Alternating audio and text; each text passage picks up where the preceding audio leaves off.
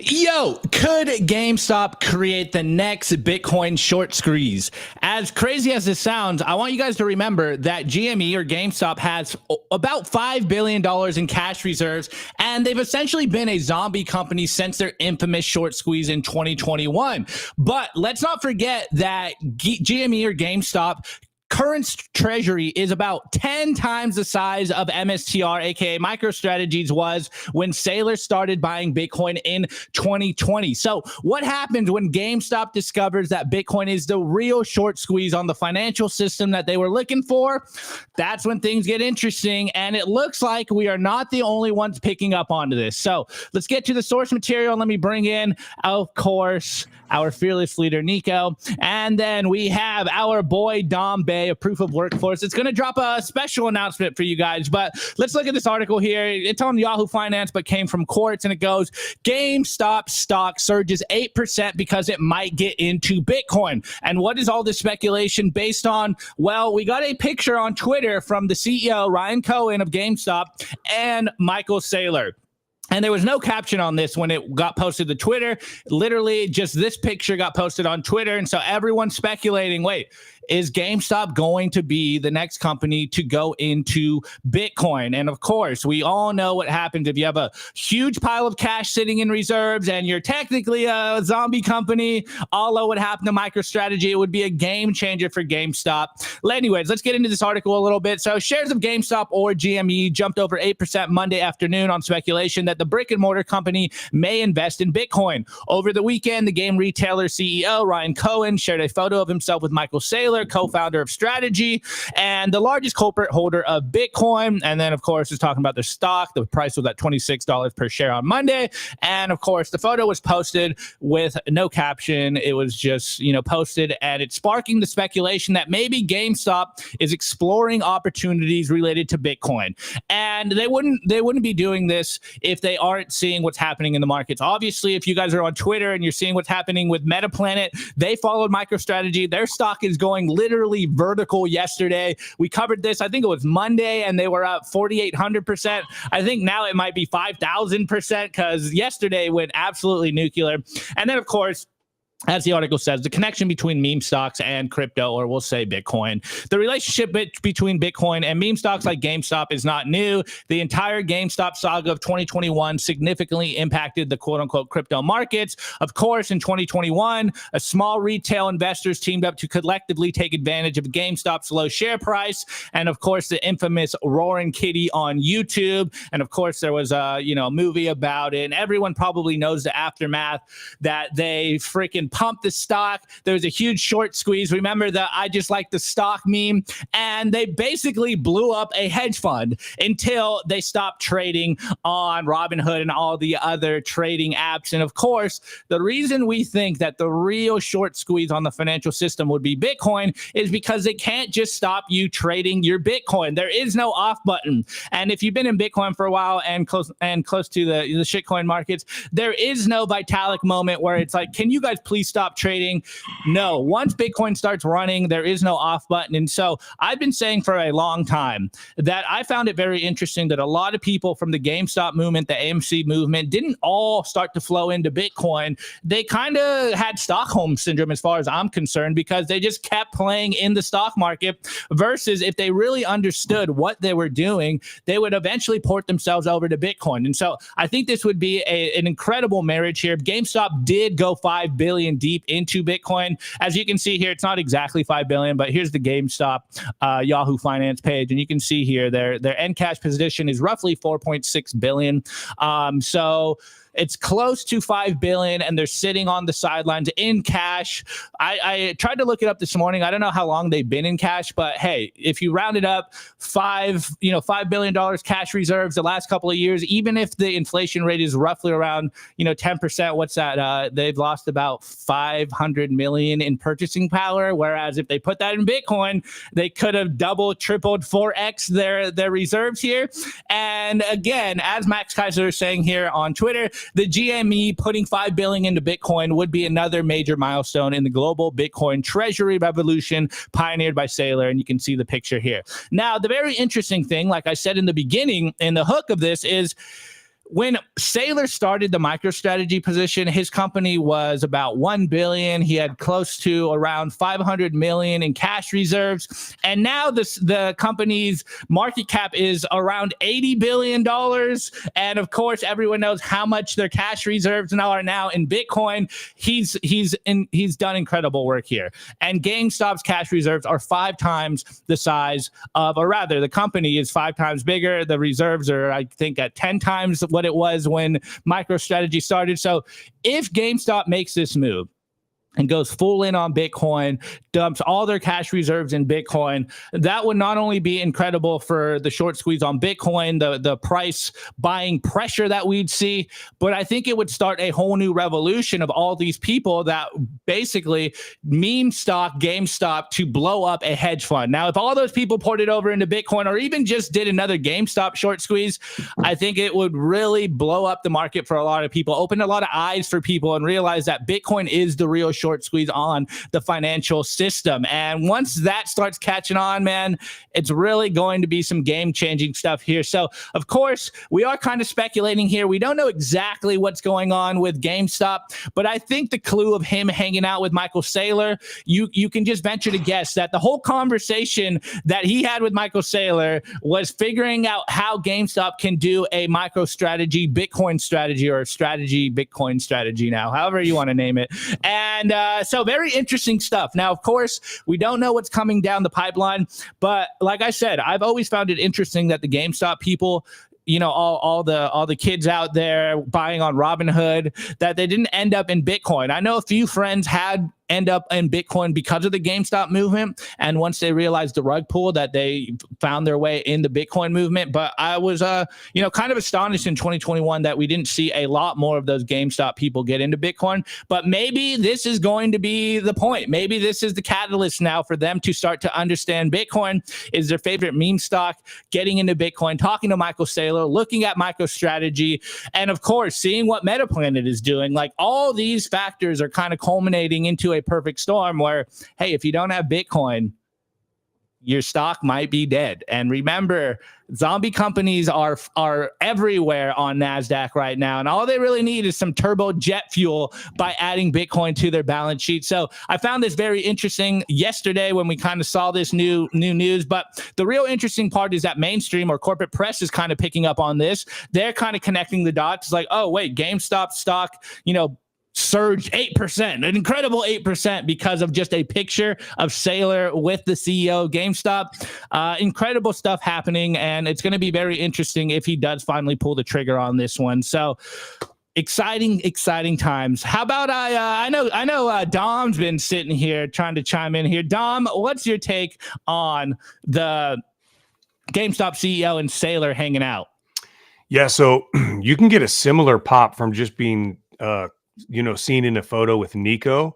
That will also boost, because if you're talking to my guy Nico, you're also considering some Bitcoin stuff. But Saylor obviously elevates that. So that's crazy that you can just take a photo with Saylor and have an effect. That just lets you know how heavy Saylor is in the game right now. That'd be pretty cool if it goes down. They say that you are the company you keep. And I mean, that also involves the assets that you keep on your balance book. So companies that hold Bitcoin, they keep good company and good things happen. And we see a lot of benefits. You mentioned Metaplanet. What's that thing up, like 4,000%? So this is the way. Bitcoin is the future, and companies have to start holding something of value, and they have to do it quickly. Yeah, absolutely. 100%, man. And like you said, Opti, the biggest tell, I think, is the GameStop CEO in that picture with right next to Saylor. What do you think they're talking about? Do you think they're talking about, the New York Times, journalistic integrity, the Super Bowl? Right? No, they're talking about Bitcoin. Like Saylor, like, he did that 3-minute presentation for Microsoft where he literally told Microsoft they're going to have fun staying poor if they didn't buy Bitcoin. And GameStop, now the games are like digital now these days. What else is that company going to do? And it kind of reminds me of Metaplanet. Like, Metaplanet was essentially a zombie hotel chain. Like they almost went out of business due to the pandemic. And then they implemented a Bitcoin strategy. Dylan LeClaire like joined the company. And since then, they're up 4,800%, a 48x, right? And they didn't really have an underlying company. They just became a Bitcoin holding company. So if GameStop, and it already has a lot of good faith too, with like what you're saying, Opti, with like a lot of these Zoomers, they're trying to rebel against the system, like the whole Wall Street bets movement. Everyone's just buying GameStop to buy GameStop, Roaring Kitty, so it has a lot of mimetic power. And we know that on the internet, mimetic power goes a very long way. So if the news broke that GameStop was going to start buying Bitcoin, you know what? I miss MicroStrategy. I miss MetaPlanet. But that will be very attractive to me to buy some GameStop, because I think that stock will go through the roof. It will go through the roof. Like, could you imagine and all those hedge funds that try to kill GameStop with all the short squeezes and all the things that they essentially were betting against GameStop dying. It was like the community. It was just like a bunch of millennials that were just basically like, no, like we're not going to let it die on our watch. We're going to keep this thing alive. And they did just that, right? So yeah, man, I mean, let's see what happens. I think it would be explosive for the stock, therefore the company. I think it'd be a great opportunity for anyone who's like looking at the GameStop, the GameStop stock, because if it follows in the foot, even if it does half or 25 or 30 or 40% of what MetaPlanet did or what MicroStrategy did, I mean, that's a hell of a return in a very short amount of time. So, I mean, I think it's going to happen. I think it's an obvious move. What else are they going to do? Like, what else are they going to do? How are they going to pivot? All the games are digital now. Like, people don't go to the store. Like, are they going to let themselves become Blockbuster? Or are they going to pivot into a Bitcoin strategy? Like, if Bitcoin were around when Blockbuster was going out of business, I don't think Blockbuster would have gone out of business. They would have been mining blocks, and they would have been a different kind of blockbuster. They would have been busting blocks all day. You know what I mean? They would have figured it out. They don't even need to change the fucking name. No. Dom is spot on. They don't even need to change the name. They could have just kept it. Bitcoin could have saved Blockbuster straight up. So yeah, I mean, I think we're going to see this specifically with companies that they don't see a way out. They feel like they're trapped. We heard this story from Michael Saylor. Like, essentially, he's like, look, I was looking to retire. I couldn't compete with Microsoft. I couldn't compete with Oracle. And then he found an edge, and that edge was Bitcoin. And now he's the best performing stock. And Japan, first Japanese company to do it. They're the best performing stock in the Japanese stock market. That trend ain't going to stop. They just found the cheat code. They found the financial cheat code, and that financial cheat code is Bitcoin, of course.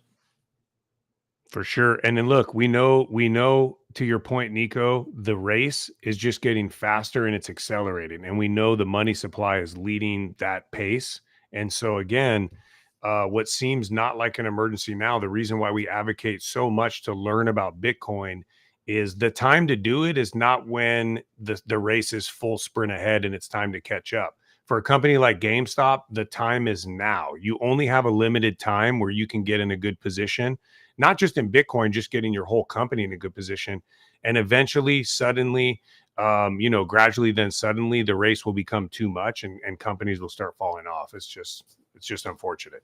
100%. It's a snowball. I think it's inevitable. Every company is going to adopt Bitcoin at one point or the other. The only question is, how long is it going to take, right? And the longer it takes, the less Bitcoin you're going to be able to acquire, because it's going to be a lot more expensive. Anyways, I want to give a shout out to everybody watching the show. We have 80 likes already. If you guys are enjoying the show so far, help us break 100 likes within the first 20 minutes of the show. So smash that like button if you're watching us on YouTube. Shout out to our Rumble audience as well. And of course, our X audience. Total live viewers right now, 1,200 live viewers across all platforms. We love you guys. We appreciate it. Smash the like button, share the show, comment down below if you guys are enjoying the content so far. Before we jump into the show, I do want to give a shout out to Bitcoin's lead sponsor. Of course, I'm talking about the best place to build your automatic self-custody Bitcoin stack, bitcoinwell.com. Enable your independence with the fastest and safest way to buy Bitcoin on-chain or via the Lightning Network in Canada and the USA. To get started, you put in your email address. It takes 2 to 5 minutes to get signed up. And what makes Bitcoin Well different than all the other platforms is as completely non-custodial. What does that mean? That means that when you buy Bitcoin on Bitcoin Well, as soon as the funds clear, it goes straight to your self-custody Bitcoin wallet address. In the process, it empowers sovereign ownership of Bitcoin. If you're a higher net worth individual looking to buy $50,000 worth of Bitcoin or more, check out Bitcoin Well Infinite. It's a white glove experience tailored for higher net worth individuals that are tired of dealing with terrible Coinbase UI or tired of dealing with support emails that take forever to get back to you. If you want a person every time you want to buy or sell Bitcoin, a person that you can text, you can call, check out Bitcoin Well Infinite. To get started, go to bitcoinwell.com/OTC.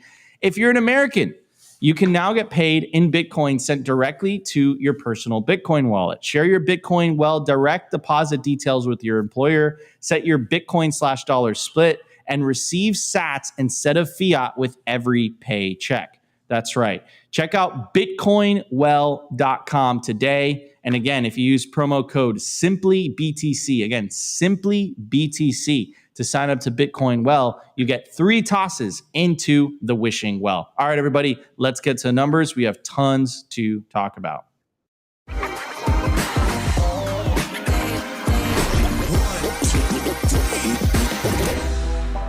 I want to tell you guys about our sponsor, Stampseed.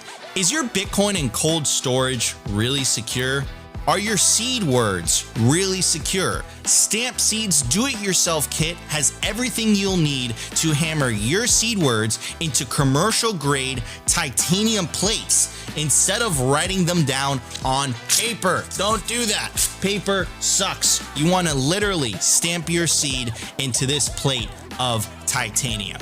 Your words are actually stamped into the metal plate with this hammer. So once your words are in, they aren't going anywhere. No risk of the plate breaking apart and your pieces falling everywhere. Titanium stamp seeds will survive nearly triple the heat produced by a house fire. They are also crush-proof, waterproof, non-corrosive, and most importantly, because this is generational wealth, time-proof.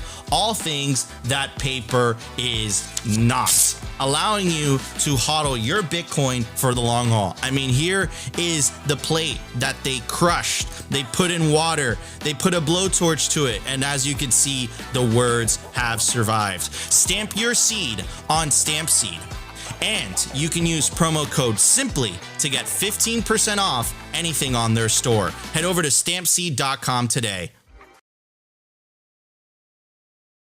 All right, everybody. At the time of recording, the Bitcoin price is $97,480. Block height, 883,456.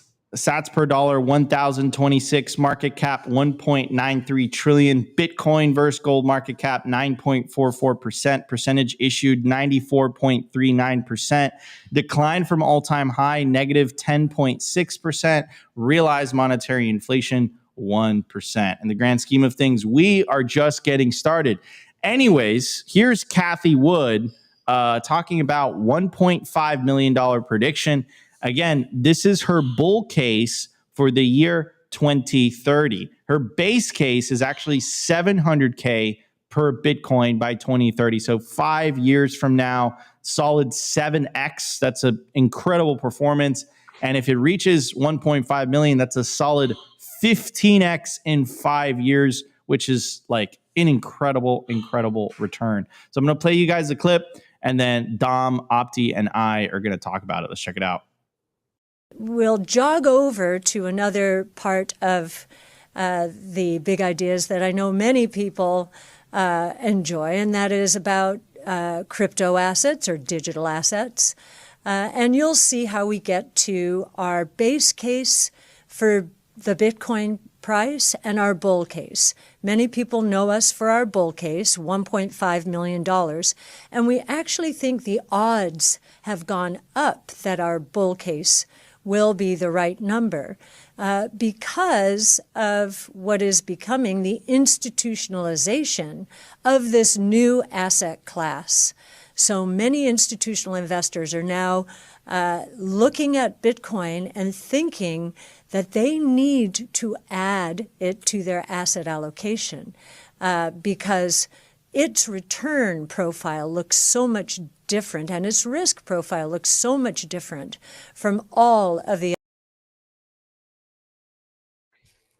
So, I mean, yeah, I think she's absolutely right. I think also, I don't know if she mentioned this or not, but essentially, you know, the potential of a strategic Bitcoin reserve, right? It's not only Wall Street adopting this, but it's also you know, nation states, and it's also potentially there's many states. We're going to talk about this during the news segment. There's many states that are looking that are actively trying to pass legislation to enact strategic Bitcoin reserves. And Dom, with Proof of Workforce, I mean, he's doing incredible work with pension funds and with people all around the country. So the adoption is real, and it's happening on every level, whether it's the institutional level, whether it's the nation state level, whether it's the pension level. So Dom, I don't know if you want to talk a little bit about this. Do you think that Cathie Wood is being overly bullish, bearish, or do you agree with her prediction for 2030?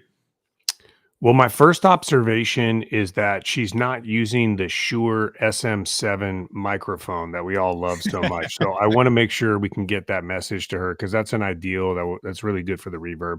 All right. So price prediction. You guys know I try to stay away from price prediction because it's just filled with you know, broken dreams, letdowns, but sometimes it exceeds in the other direction. But I think Cathie, you know, is taking calculations and looking at the total addressable market. She's looking at adoption. She's not just throwing these numbers out without any kind of analysis. She obviously sells a Bitcoin product, so it's in her interest to do so. But these numbers all have, you know, real potential behind them. And as you mentioned, Nico, we are seeing only the beginnings of the institutional cycle. It feels like a lifetime ago, but it was only 1 year ago, last January, that the Bitcoin ETF came to exist, which opened the door for institutions. It's only been 1 year. These things, we know that pension funds take time. There's a lot of internal things that have to happen. We saw Wisconsin get out of the gate early. We were happy to play a small role in that and working with their board of trustees. We saw a Michigan pension fund take a very small step. We're seeing, you know, strategic bills at the state level. These are the beginnings. And I think Cathie, looking out 5 years, is seeing the march to adoption and saying, look, this is inevitable in some form. There may be states that don't adopt or pensions that stay on the sidelines, but the trend is leading towards adoption. And if that happens, this is what the price of Bitcoin would be. So, you know, she gives a wide throw of what it might be, but I think those are realistic numbers depending on how things play out. Absolutely. And just a breaking news for everybody who's listening to Simply Bitcoin. Dom just predicted $1 million Bitcoin in 2025. What a bear. What a bear. TLDR. That's what I got from what he said. No, I'm just kidding. No, absolutely agree with you, Dom. And it's what's really interesting, Dom, too, is what you guys do at Proof of Workforce. It's so unique. You guys are essentially on the ground, boots on the ground, really trying to help middle-class workers, blue-collar workers, start to feel the benefits of adopting Bitcoin, whether, you know, it's putting it aside for retirement, for their pensions. So could you talk a little bit about that? Because I think, you know, one of my favorite things about Bitcoin is the aligned incentive structure. So by more people adopting Bitcoin, the price goes up. If you're holding Bitcoin, you're obviously going to benefit from number go up technology. And that's in stark contrast with how the fiat system works, right? Where there's winners and losers. So Dom, can you talk a little bit about that? Yeah, you know, like many of us, right? When learning about Bitcoin, Chancellor on the brink of second bailout for banks. Why was that in the Genesis block? Well, it was such a pivotal time.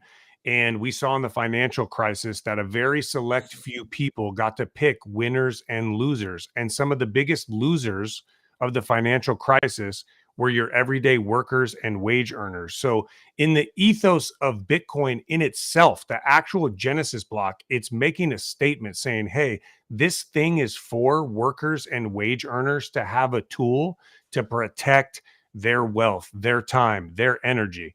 So when you talk about incentive alignment, it can't be more clear than that. And so our mission at Proof of Workforce, as you mentioned, we are going to make sure that workers and wage earners are along for the ride in Bitcoin, and that in 10 years, when this potential outcome like Cathie Wood is mentioning occurs, that workers and wage earners are not left behind, that they will have found Bitcoin and found a way to protect their time, their energy. We just saw higher than expected inflation numbers, right? So now I have this new saying, 2% raise is the new pay cut. That used to be the industry standard for like a pay raise adjustment to keep up with inflation. But now the 2% raise is the new pay cut. And we're helping workers find Bitcoin. Unions exist. They're kind of, forget about the bigger unions, because I know a lot of people only see these national unions that are very large, but I want you to think more about the smaller unions at the local and state level. They're just groups of organized workers that take care of each other. They have organizations that, help them get good contracts, keep up with inflation, etc. These are the folks that are coming onto Bitcoin. So the news, which was huge today. I don't like to use huge breaking because, got to be careful. So I'll roll back to single huge breaking. But the first law enforcement association in the United States just approved putting Bitcoin on the balance sheet. Since that has occurred, prior to that, it was all firefighter unions that were doing so. So we now have breached outside of a single sector of workers and wage earners to another sector. We're still in public safety, but we now have law enforcement. This is going to obviously wake up a lot of other law enforcement agencies. There's 1.2 million officers in the United States, and we have things going on with other sectors on the private side.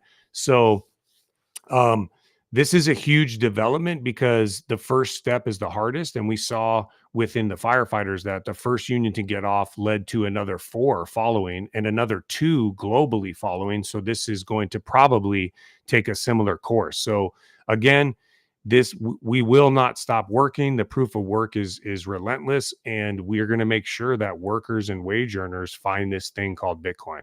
Hell yeah. I mean, Bitcoin is the money for the middle class. Like, Bitcoin is the money for the middle class. So it doesn't surprise me that, one union starts to feel the benefits of Bitcoin, and then they look at another union and they say, hey, you know what, guys, this is probably a good idea. And then I think it will reach a critical mass. Like, it'll start to snowball. So yeah, what you guys are doing over there, Dom, is absolutely incredible. Guys, go check out proofofworkforce.org.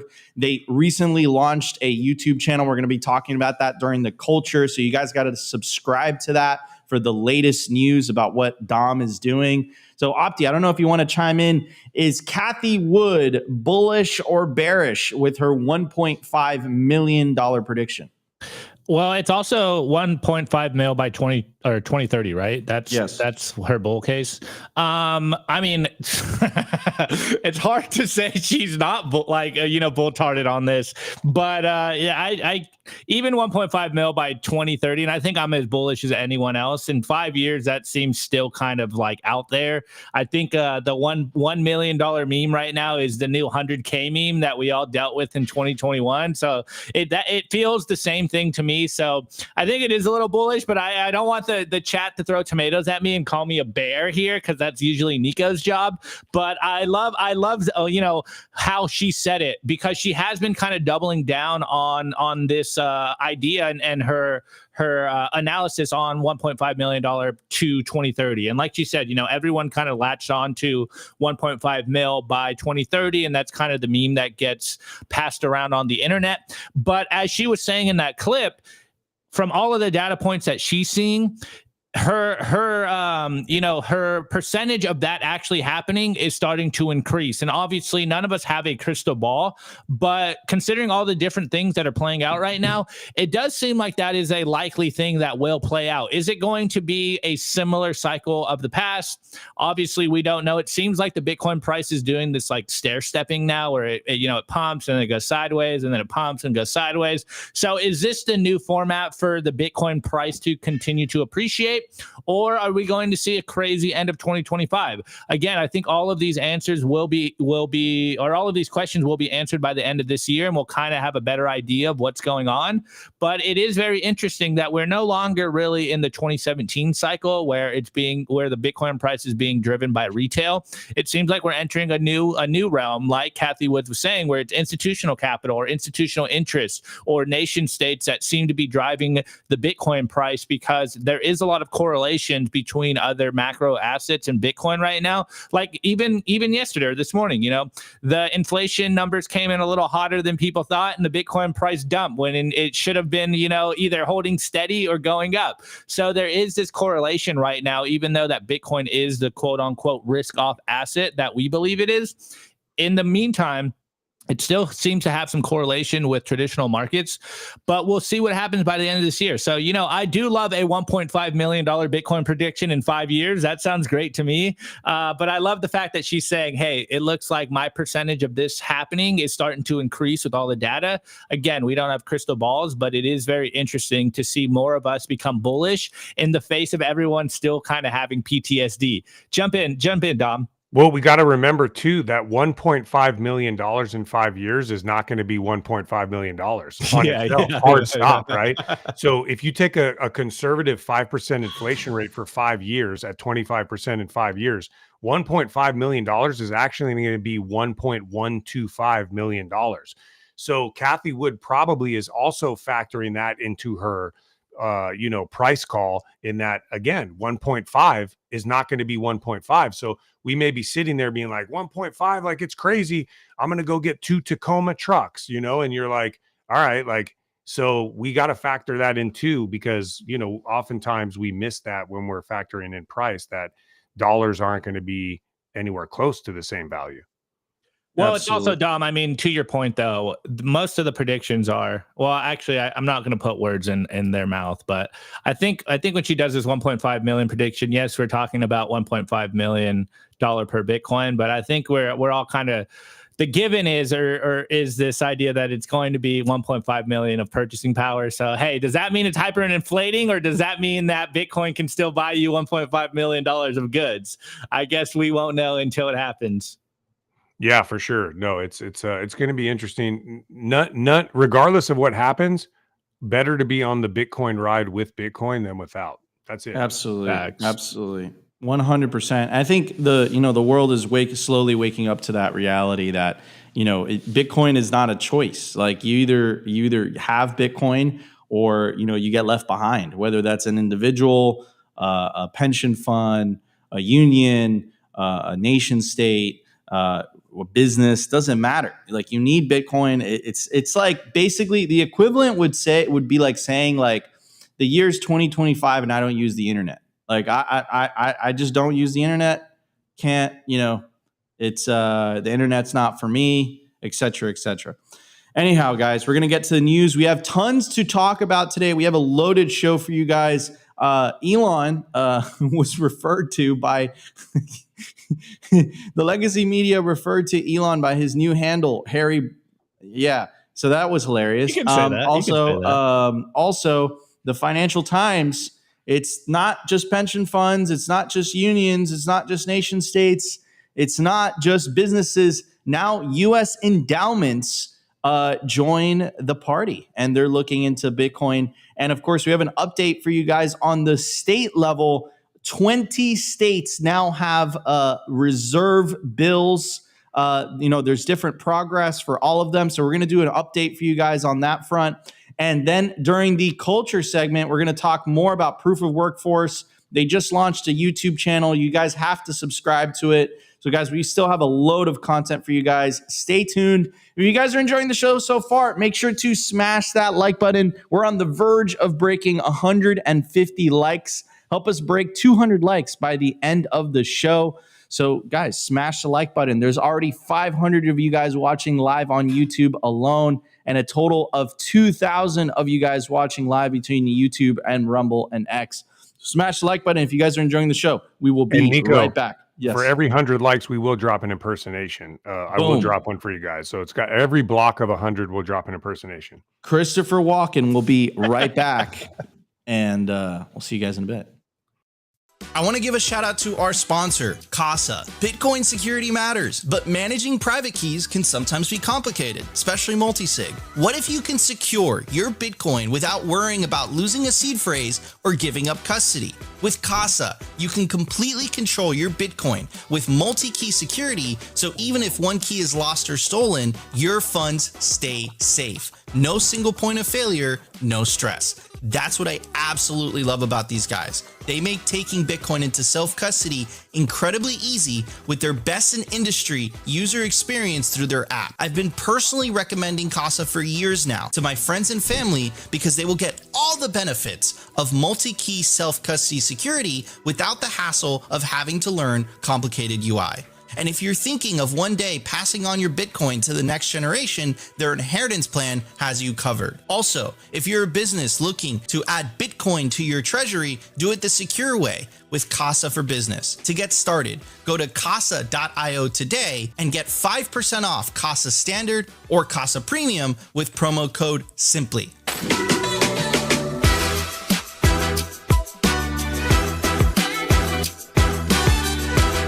I want to give a shout out to our sponsor, Foundation. It's self-custody done right. They've built a premium grade hardware wallet called Passport right here in the US, and it integrates seamlessly with their free app called Envoy.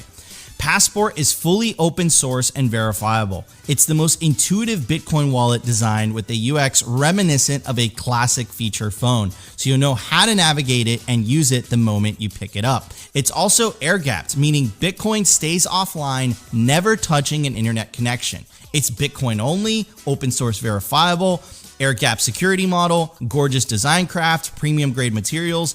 Get your Bitcoin off exchanges and into your own hands in just a few minutes with Passport at foundation.xyz/simply. Get peace of mind for your piece of Bitcoin.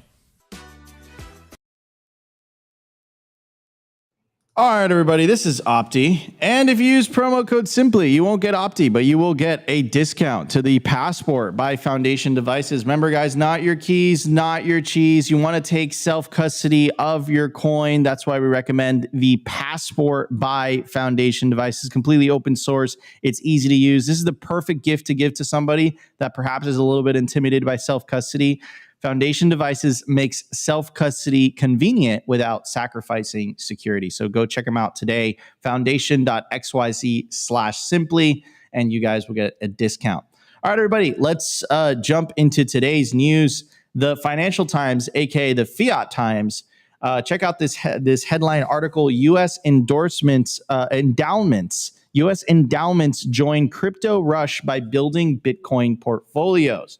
U.S. foundations and university endowments are ramping up their exposure to cryptocurrencies to join the digital assets rush prompted by President Donald Trump's promise to make the nation the world's Bitcoin superpower.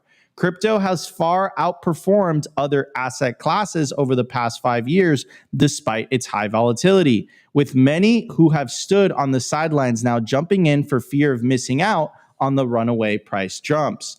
The one-year-old University of Austin is raising a $5 million Bitcoin fund, excuse me, the first of its kind among the country's endowments and foundations for its $200 million endowment. In October, Emory University in Georgia became the first college endowment to disclose holdings of Bitcoin ETFs. The $4.8 billion Rockefeller Foundation is considering increasing exposure to cryptocurrencies if their user base becomes more diversified after investing in crypto venture funds 2 years ago, according to its chief investment officer. Quote, "We don't have a crystal ball on how cryptocurrencies will become in 10 years, said the foundation's chief investment officer. We don't want to be left behind. That's the key word there. And I think we said it in the last segment. We don't want to be left behind when their potential materializes dramatically. Cryptocurrency venture funds are reporting an influx of capital from endowments and foundations that until a few years ago were on the sidelines. Pantera Capital, a leading venture fund focused on digital assets in California, has since 2018 seen an 8-fold increase in the number of endowment and foundation clients. Leading U.S. endowments and foundations were among the first institutional investors to embrace cryptocurrencies. Yale University's endowment invested in 2 cryptocurrency venture funds in 2018 when Bitcoin prices were less than a tenth of today's level. So, I mean, this is crazy. We're seeing Bitcoin adoption. I know it's not spot Bitcoin. I know it's not in self-custody. We have to be precise when we say that. But again, you're seeing endowments, you're seeing pension funds, you're seeing unions, you're seeing companies, you're seeing nation states, you're seeing states. They're all looking at Bitcoin and adopting Bitcoin. And that leads me to the news of today, an update on the Bitcoin laws. All these states that you guys see on the video right now, I'll go through them. The state of Florida, state of Texas, state of, I think that's Oklahoma, state of New Mexico, state of Arizona, state of Utah, state of Wyoming, state of Montana, North Dakota, South Dakota, Iowa, Missouri, Illinois, Kentucky. I think that's Ohio, Pennsylvania. You guys get the point. North Carolina, New Hampshire. A lot of states are all looking to add strategic Bitcoin reserves. I think the states are actually going to beat the federal initiative. And I think it's actually going to incentivize the federal initiative to move faster. And this has an update on all of them. So in some states, it's been totally just stopped. Like North Dakota didn't work out. Pennsylvania didn't work out. Wyoming didn't work out. But it seems like the state of Utah, it's already moved on to the second committee. Then it's going to move on to the chamber. And then it gets enacted into law. So it seems like the state of Utah is leading the race for state-level strategic Bitcoin reserve initiatives. Absolutely crazy. And here's another X post that I think you guys will find valuable. This is from Matthew Siegel, and he says, we analyzed 20 state-level Bitcoin reserve bills. If enacted, they could drive $23 billion in buying, or over 247,000 Bitcoin. The sum is independent of any pension fund allocations, likely to rise if legislators move forward. So, I mean, extremely exciting stuff. We're seeing Bitcoin adopted on every level, state level, company level. I mean, I've said it's just every level. It's happening everywhere. I mean, it's happening all at once. I mean, this is something that we dreamed of. We speculated. I think a lot of us assumed this was going to happen because we fundamentally understood the game theory. But one thing is understanding the game theory, and one thing is actually seeing it happen in reality. And it's crazy. I didn't think it was going to happen this quickly. I was anticipating that Bitcoin was going to be introduced into the mainstream political discourse by 2028. And before the El Salvador law, we were predicting that it was going to happen like in 2023 or 2024, that a nation state was going to make Bitcoin legal tender. And it happened a lot sooner. So I think Bitcoin adoption on a nation state level, on an individual level, I think we're on the verge of the S curve going parabolic. All the signs are there.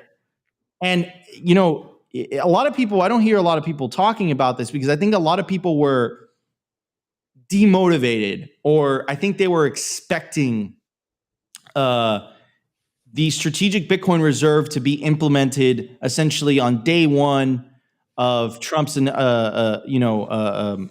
Trump's presidency, second term, but it didn't happen. And the executive order that he did release, I think, let a lot of people down, right? Because he didn't mention Bitcoin by name. He said digital assets. Now, David Sachs did clarify that in a press conference where a reporter asked him about an update on the Bitcoin Strategic Reserve, and he said that they are looking into it.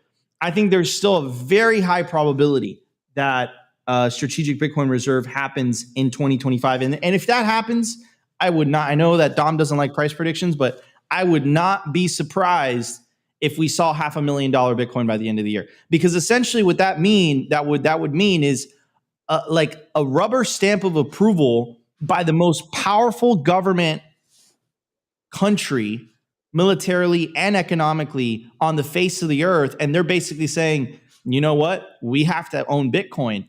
And the domino effect that that's going to cause, like Russia, Brazil, China, all the European countries that don't like Bitcoin, all of a sudden they're going to be forced to like Bitcoin, because if not, they get left behind. And that's exactly the words that this article was just using. That was the reasoning that these endowments are looking at Bitcoin. They fear like they might get left behind if they don't get on the train, right? So very, very bullish news happening worldwide. Endowments are getting in, pension funds, unions. I'm so glad that Dom's on the show today because he's an expert on all that stuff. So yeah, man, Dom, what's your thoughts on this, bro? Endowments are now throwing their hat in the ring. Yeah, a lot of great news there between the endowments and the state bills. Look, this is a testament to what's an aspect or phenomenon called brand resilience and ID. And we know, for the people that have been in Bitcoin for quite some time, despite all the declared dead, all the bad media press, that the brand resilience of Bitcoin has been unrivaled. It's unparalleled. Well, the rest of the world is finding this out, and no one is immune from the damage that is caused by rampant inflation. So endowment funds, charity funds, they work hard. Maybe endowment funds not as hard. They got some good alumni at certain schools that, give some money, but certainly charity funds, they work hard to raise funds and have money available for whatever their organization and mission is. Well, when those funds are depleting, they're not being successful. That's a failure, right? It's so hard to raise money. If you're a charitable fund and you're holding a bunch of cash, and over a couple of years, that's 15% less, then you're able to help 15% less people. And so they're learning, wait a minute, Bitcoin has this brand resilience where if we can hold it for the long term and not be in a position where we have to sell it, it can buoy our whole fund so that we can survive that fall in value of our cash. So everyone's figuring it out. And you just covered a lot of different sectors, Nico, but endowment funds, the states are figuring it out. Hey, we have to work 3 times as hard if we're earning revenue for our state, and then that revenue is losing value faster than we can make the revenue. We have to figure something else. Well, what is that something else? Other than having an insider track to certain stocks or things like that, it's Bitcoin. It's proven itself since its inception to keep pace and outperform this. So all these groups are figuring it out. All of it is fair game. And the nation state thing, Nico, you mentioned we didn't expect this to happen at this time. These things play off of each other. So now you have the scarcity aspect. And if nation states start stacking Bitcoin, there's not going to be, you got a problem on your hands, because nation states can accumulate vast amounts of Bitcoin, both through using their currencies, using treasury and funds and resources. And don't forget, they can mine Bitcoin with vast energy resources. So now states have to figure out too, shoot, we have to go get our scarcity piece. And then endowment funds, this is why we're working so hard to get workers and wage earners to learn about Bitcoin, because these things can happen very quickly. And if the United States does put any amount of Bitcoin in any kind of strategic reserve, it is going to tip off a global race. And, wherever you're at in that race, you just hope that you kind of did enough before that takes off. Amen, man. Beautifully, beautifully put. Opti, what's your take on this, man? Endowments are now piling into Bitcoin. There's only 21 million. I think it's really important to point out when Dom was talking about this, right? Nation states' ability to just accumulate massive sums of Bitcoin. But remember, guys, there's only 21 million. I'll throw an interesting stat for you guys out there. So there is roughly between 50 to 60 million millionaires all around the world.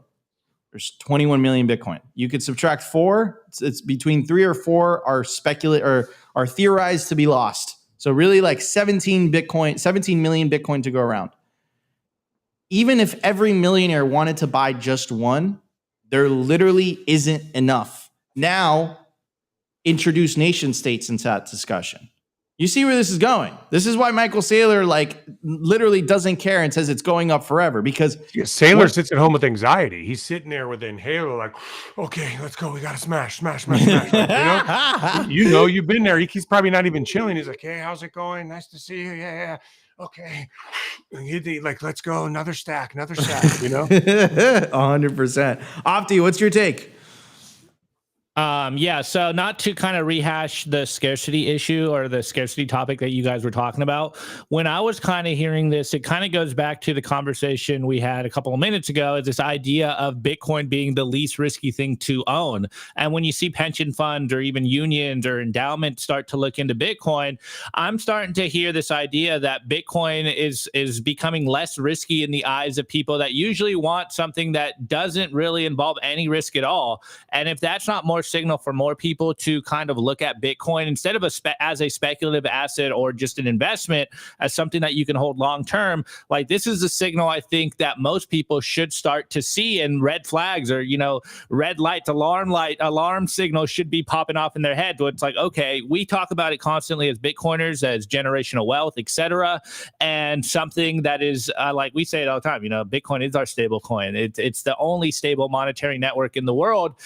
21 million hard cap, all that stuff. So when you see these institutions start to embrace Bitcoin, even if they're just dipping their toes into Bitcoin, I think that should be more signal for more people to kind of acknowledge the things we've been saying about Bitcoin for a long time. This is the safest investment to have, or the best money to hold your purchasing power, etc. And now that we see these people that they're in the suits. They're the most conservative people in the world. They're doing the most conservative investments in the world.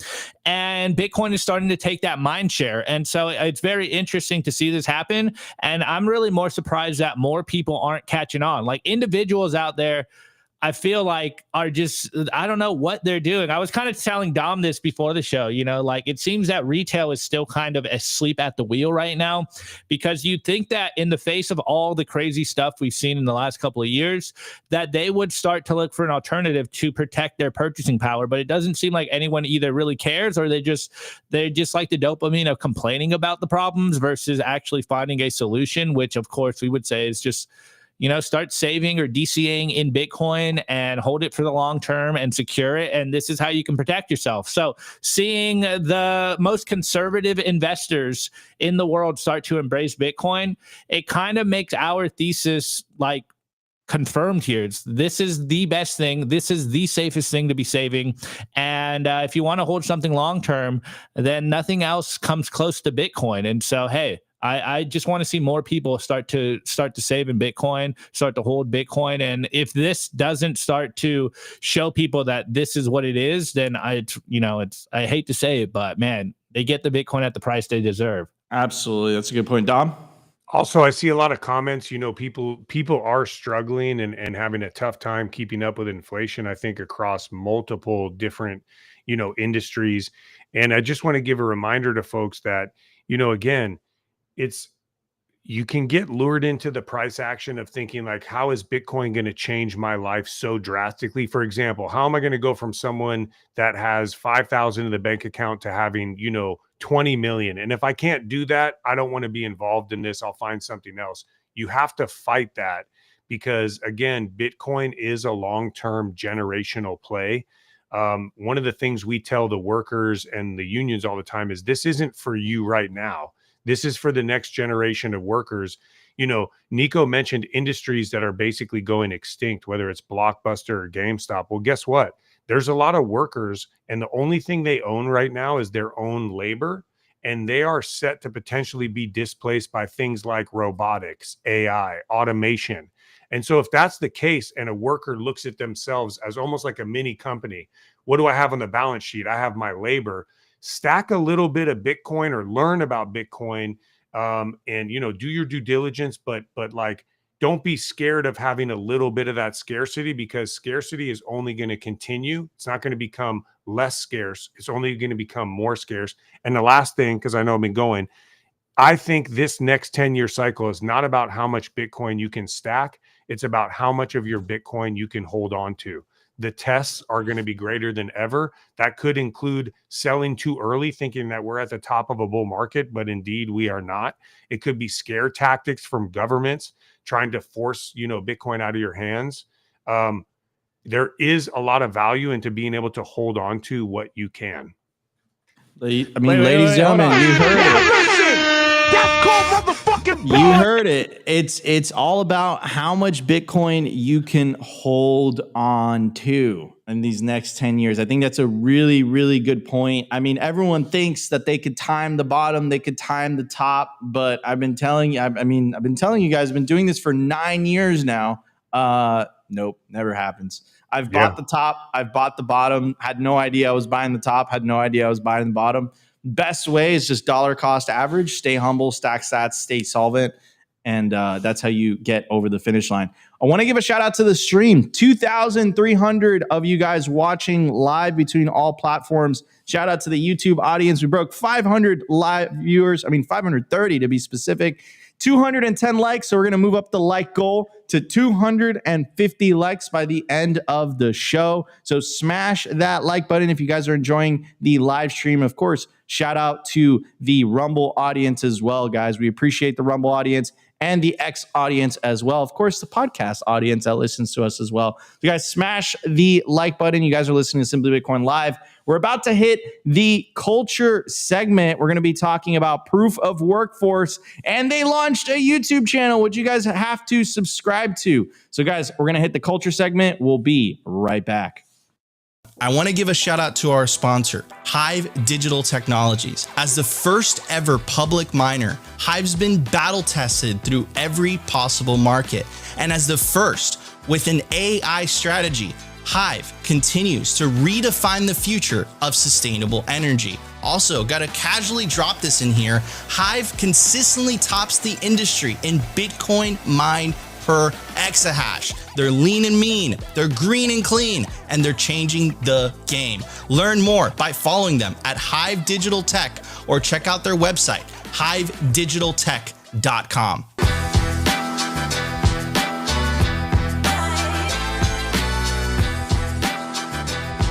I want to give a very special shout out to our sponsor, Compass Mining. They make Bitcoin mining accessible to everyone, from beginners to experienced investors. Their turnkey miners gets you online and hashing within 48 hours, making it easier than ever to start your mining journey. Plus, with their active marketplace, you can resell your miner at any time, adding flexibility and value to your investment.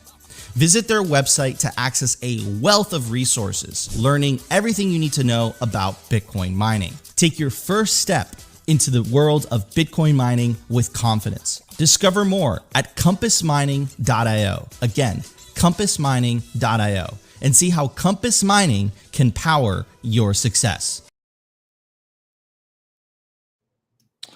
All right, everybody. We got Dom Bay in the house. Proof of workforce just got quote tweeted by the Bitcoin Senator Cynthia Lummis.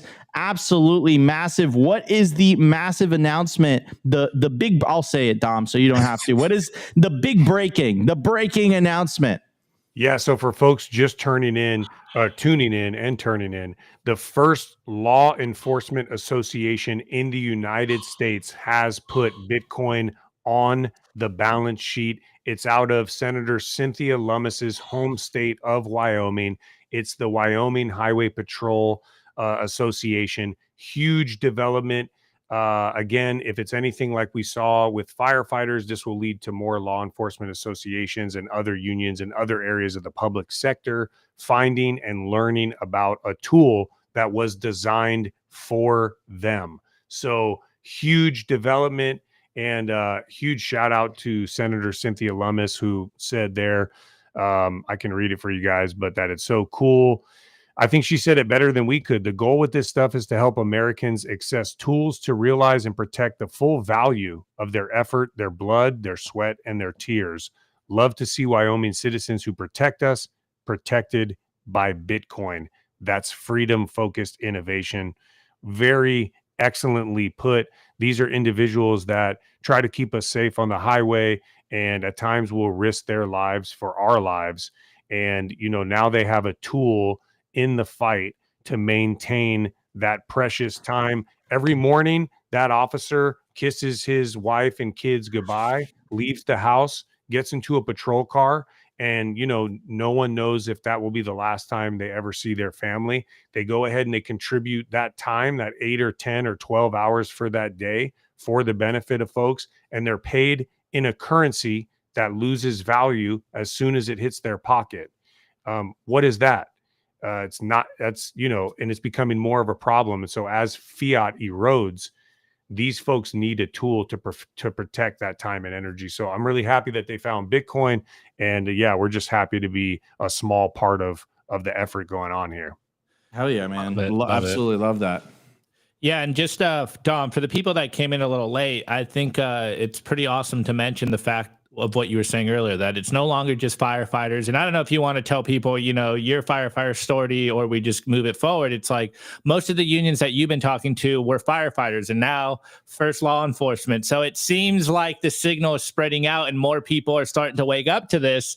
And it's going to be interesting to see how quickly the dominoes fall everywhere else. And of course, super interesting that this is happening in Wyoming, where Senator Lummis, the Bitcoin senator, is. So incredible synchronicities here. Yes, right. They gravitated to Bitcoin very quickly. I'm going to do a shameless plug here if we're talking about the culture, but we did start a YouTube channel for Proof of Workforce, and we just had 5 firefighters basically that represent all of the firefighter unions in the country that are currently holding Bitcoin as an organization. So all of these people that were on this segment were Bitcoiners that brought Bitcoin. It's the Firefighters Choose Bitcoin one right there. We're ripping at 62 views. Shout out to everyone who's been viewing that and subbing and all that stuff.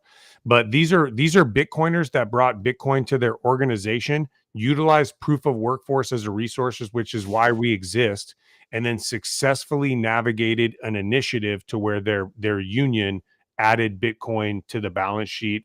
And all of them utilize some aspect of self-custody, which is huge for us, for them to learn about self-custody. So there's a picture of an SCBA, and I compared Bitcoin to an SCBA. So in what's called an IDLH environment, which is immediately dangerous to health and life, we wear these self-contained breathing apparatuses, which protect us from the unknown, flashovers, fire, things like that, bad air.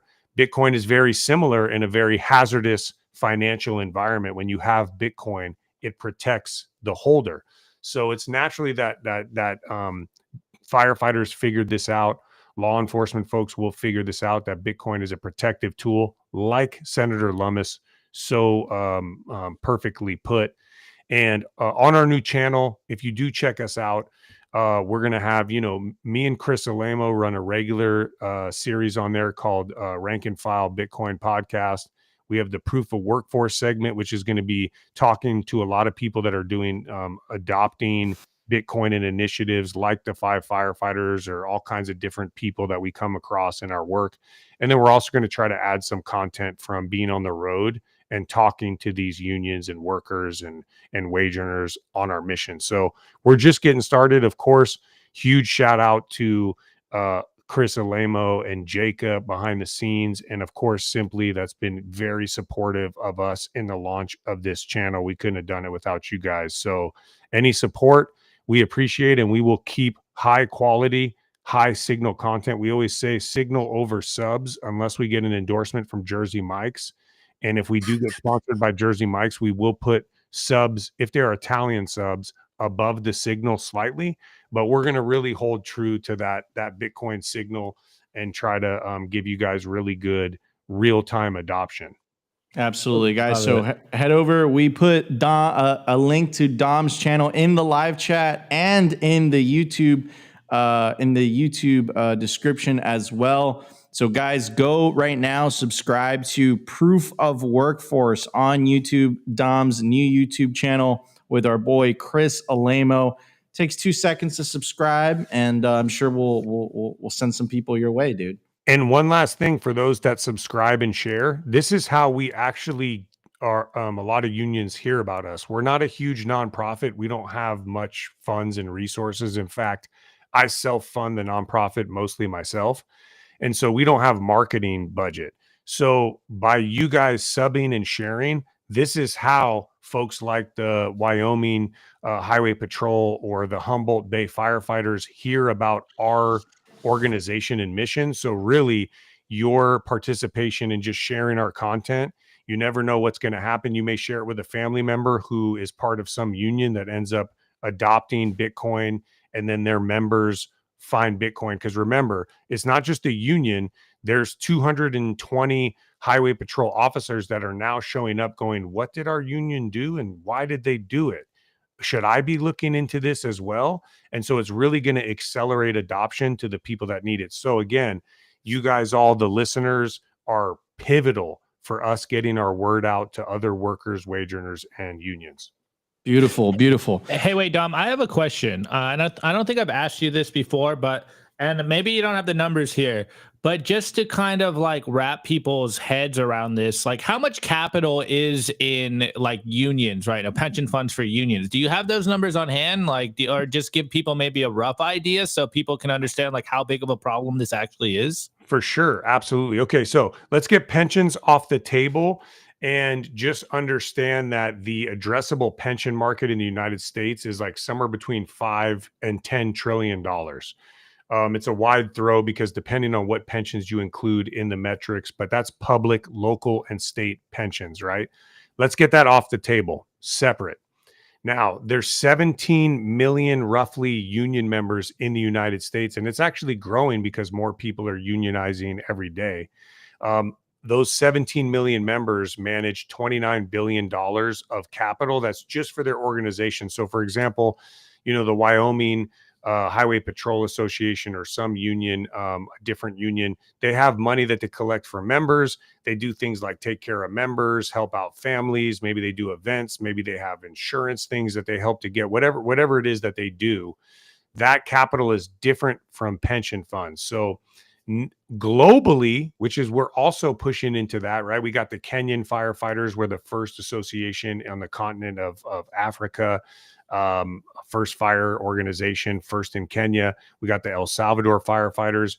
Globally, there's over 200 million union members that manage who knows how many billions of dollars. So this is a lot of people out there. And again, these are circular economies that already exist. So a union collects dues from its members. It manages that funds. Those funds stay within the union. No one ever gets cashed out. It's not a corporation where you go, that stays in the organization and is redistributed to its members and for different things that the membership needs. So the circular economies are also already in place.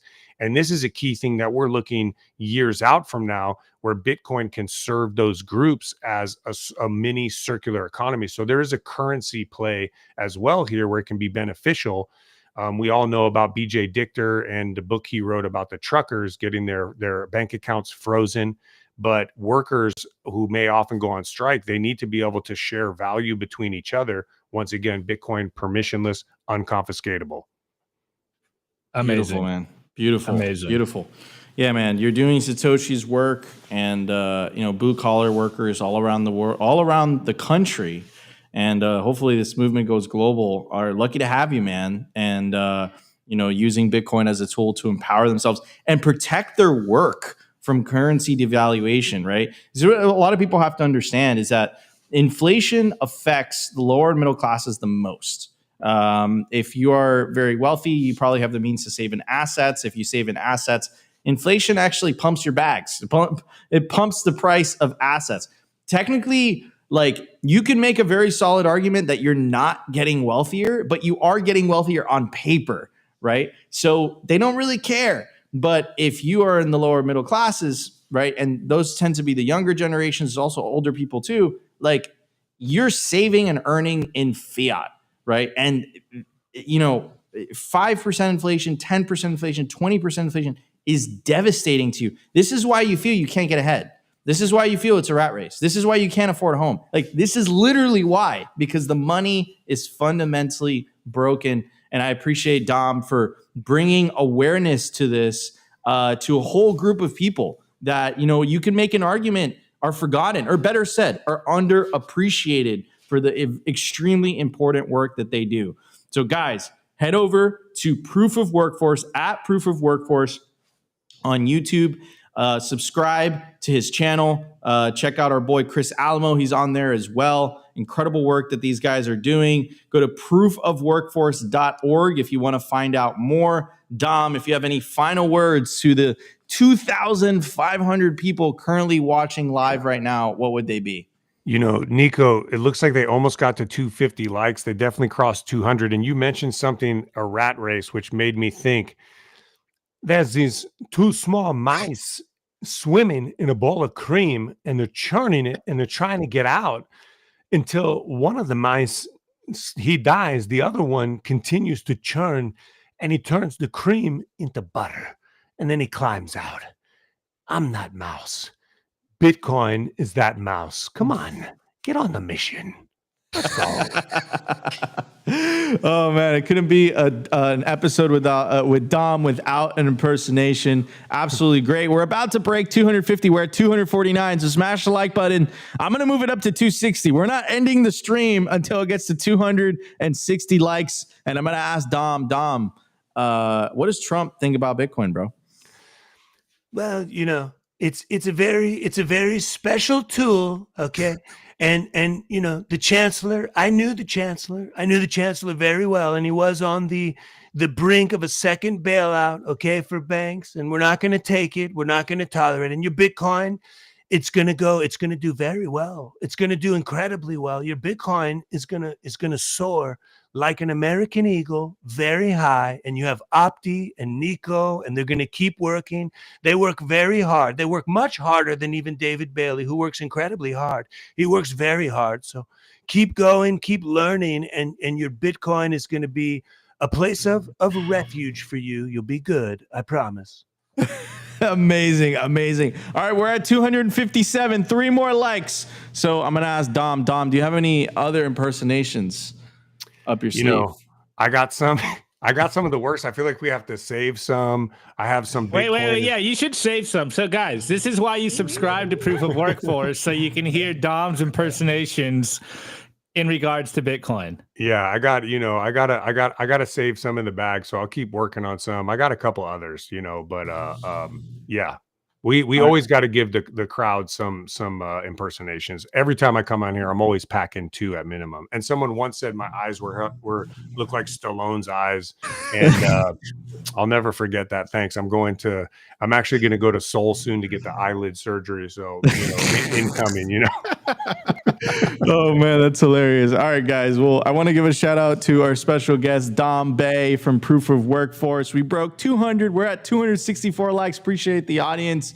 Guys, we love you. I'm your host, Nico. This is my legendary co-host, Optimus Fields, our guest for today. Dom, go subscribe to their YouTube channel, Proof of Workforce. We're Simply Bitcoin Live. This was February 12th, 2025. If you guys enjoyed the show, you know what to do. Smash the like button. Consider subscribing if you feel like we provided you value. And we'll see you tomorrow for a brand new episode of Simply Bitcoin Live. Today's episode was brought to you by BitcoinWell.com, a Bitcoin-only platform on a mission to enable financial independence.